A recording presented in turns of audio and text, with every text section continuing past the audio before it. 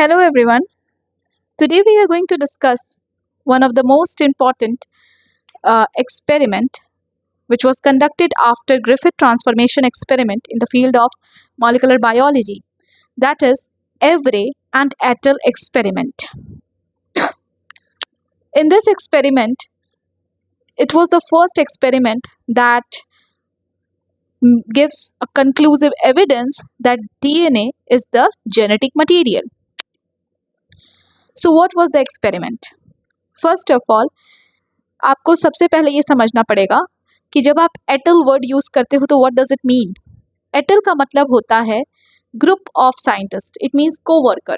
Okay, every was the main scientist and along with Evray there were lots of 2 to 3 co-workers who was performing this experiment along with him. So this is meant by Ettel. Okay, so who are the scientists who were involved in this experiment? Were Oswald Evray, Colin McLeod and third was Michaeline McCarty. ये scientist थे जिनको हम लोग ऐसे भी बोलते हैं Avery, MacLeod and McCarty experiment. Okay, so आखिर इनका एक्सपेरिमेंटल मटेरियल क्या था? तो सेम वही स्ट्रेप्टोकोकस निमोनी जो कि ग्रिफिथ ने यूज़ किया था। ये एक ग्राम पॉजिटिव बैक्टीरिया है, ग्रिफिथ ने इसको यूज़ किया था और इसके आर स्ट्रेन और एस स्ट्रेन के बारे में पता लगाया था।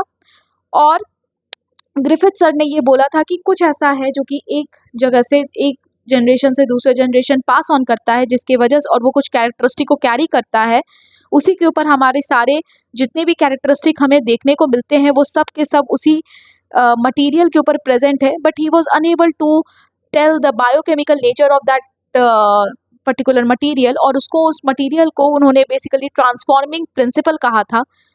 तो वो चूँकि उनका यही ड्रॉबैक था कि वो बायोकेमिकल नेचर नहीं बता पाए उस ट्रांसफॉर्मिंग प्रिंसिपल का।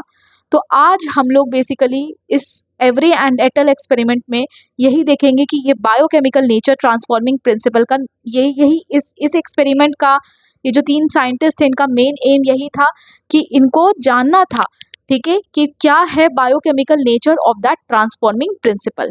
ठीक, प्रोसीजर क्या था? सबसे पहले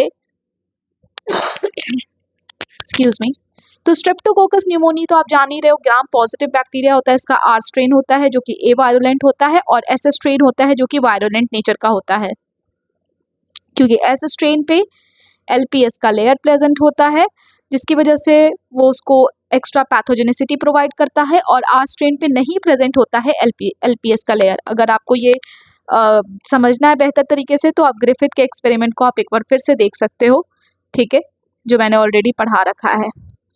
ओके, सो इसमें क्या होता है कि सबसे पहले आप एक कल्चर देते हो, किसका? Heat killed S strain bacteria का। अब आप सबको पता है, अगर आपने ग्रिफिथ का एक्सपेरिमेंट देखा होगा तो, कि जो heat killed S strain bacteria होता है वो क्या हो जाता है? ए वायरुलेंट इन नेचर, वो अपने पैथोजेनिसिटी को लूज कर देता है जब आप उसको हीट किल्ड करते हो तो, ठीक है। उसके बाद फिर आपने क्या किया कि उसको होमोजेनाइज किया और फिल्टर कर लिया। होमोजेनाइज का मतलब आप बेसिकली शॉर्ट में आप समझो, इजी भाषा में आप समझो कि मिक्स कर दिया, उसको ग्राइंड कर दिया। जैसे आप ग्राइंडर में ग्राइंड करते हो ना, तो वैसे ही आपने इसको ग्राइंड कर दिया और फिर फिल्टर कर दिया। ठीक, अब आपको क्या मिल गया है? आपको जितने भी उसके S strain heat killed bacteria आपको मिल गए। अब इसको 3 केसेस यहाँ पे ली गई, ठीक है। इस फ्लास्क को 3 एंजाइम से ट्रीटमेंट दिया गया। सबसे पहला आरएनएस, नाम से ही लग रहा है एज, एज जो है किसी के भी सफिक्स में लगाया जाए तो it represent a digesting enzyme, ठीक है। तो एज, इसका आरएनएस का मतलब ये क्या करेगा? ये डाइजेस्ट करेगा उस पर्टिकुलर वेसल में, कॉनिकल फ्लास्क में जितने भी आरएनए प्रेजेंट होंगे उसको वो क्या कर देगा? डाइजेस्ट कर देगा। Second was treatment, second flask को उन्होंने ट्रीट किया प्रोटीएज के साथ। इसका मतलब कि उस कॉनिकल फ्लास्क में जितना भी प्रोटीएज हो जाएगा उसका क्या हो जाएगा? डाइजेशन हो जाएगा। तो बचेगा क्या फ्लास्क में? सेकेंड वाले फ्लास्क में सिर्फ डीएनए और आरएनए बचेगा। फर्स्ट वाले फ्लास्क में चूंकि आरएनए का डाइजेशन हो चुका है तो सिर्फ प्रोटीन और डीएनए बचेगा। और थर्ड वाले में क्या हो जाएगा कि आप डीएनए से ट्रीटमेंट कर रहे हो तो क्या हो जाएगा? डाइजेशन हो जाएगा डीएनए का, जितना भी डीएनए कॉनिकल फ्लास्क में प्रेजेंट होगा सब डाइजेस्ट कर जाएगा। तो प्रेजेंट क्या रहेगा थर्ड वाले फ्लास्क में? आरएनए एंड प्रोटीन सिर्फ प्रेजेंट रहेगा। अब इस सॉल्यूशन को क्या किया गया, इस सॉल्यूशन को दूसरे कल्चर मीडियम, मतलब एक फिर दूसरी तरफ कल्चर आप बना रहे थे, करवा रहे थे दूसरा strain of Streptococcus pneumoniae, that was R strain, ठीक है, जो कि ए वायरुलेंट नेचर का होता है नेचुरली। अब उसको आपने बेसिकली कल्चर करवाया और आपने उसको इंट्रोड्यूस करवा दिया, तीनों जो ये 3 डिफरेंट वेसिकल, जो 3 डिफरेंट आपने फ्लास्क लिया था ना, उसमें आपने आर स्ट्रेन बैक्टीरिया को क्या करवा दिया, इंट्रोड्यूस करवा दिया, ठीक है। अब सब इन तीनों को अलग अलग, फिर से 3 माइस लिया और तीनों माइस, और वो हेल्दी माइस थे, एकदम चंगे माइस थे, उसमें आपने क्या किया, ये तीनों सॉल्यूशन को क्या किया, इंजेक्ट किया, ठीक। देखा कि जो फर्स्ट सॉल्यूशन को इंजेक्ट किया तो माइस की मृत्यु हो गई, सेकेंड को इंजेक्ट किया तो माइस फिर से मृत्यु हो गई, लेकिन जो थर्ड वाला सॉल्यूशन था जिसको इंजेक्ट किया तो माइस सर्वाइव कर गया। यहाँ पे ही बेसिकली बात आई कि फर्स्ट वाले में प्रोटीन और डीएनए प्रेजेंट था, तो इसका मतलब कि ट्रांसफॉर्मेशन हुआ, ठीक है, प्रोटीन और डीएनए प्रेजेंट था, ट्रांसफॉर्मेशन हुआ, क्योंकि यहाँ पे माइस मर गया, इसका मतलब कि जो लिविंग आर स्ट्रेन था उसका ट्रांसफॉर्मेशन हो गया इनटू लिविंग एस स्ट्रेन। जब बेसिकली उस माइस के अंदर, उस माइस जो भी माइस की मृत्यु हुई उसका ब्लड का एनालिसिस किया गया, तो देखने को मिला कि उससे हमें लिविंग एस स्ट्रेन देखने को मिला, जबकि वहां पे तो आपने लिविंग एस स्ट्रेन प्रोवाइड ही नहीं किया था, हीट किल्ड एस स्ट्रेन था, तो ये कहाँ से आया, इसका मतलब कि जो लिविंग आर स्ट्रेन है वो अपने आप को क्या कर लिया है, ट्रांसफॉर्म कर लिया है इनटू लिविंग एस स्ट्रेन, जिसकी वजह से वो निमोनिया कॉज किया और माइस की डेथ हो गई। सेकेंड केस में डीएनए और आरएनए प्रेजेंट था, ठीक है, सॉल्यूशन कॉनिकल फ्लास्क में, और जब आपने उसको फिर से उसके माइस की पोस्टमार्टम की और आपने उसका ब्लड का एनालिसिस किया तो आपको फिर से लिविंग एस स्ट्रेन देखने को मिला। पर थर्ड केस में माइस सर्वाइव किया और उसके ब्लड से कोई भी लिविंग एस स्ट्रेन देखने को नहीं मिला।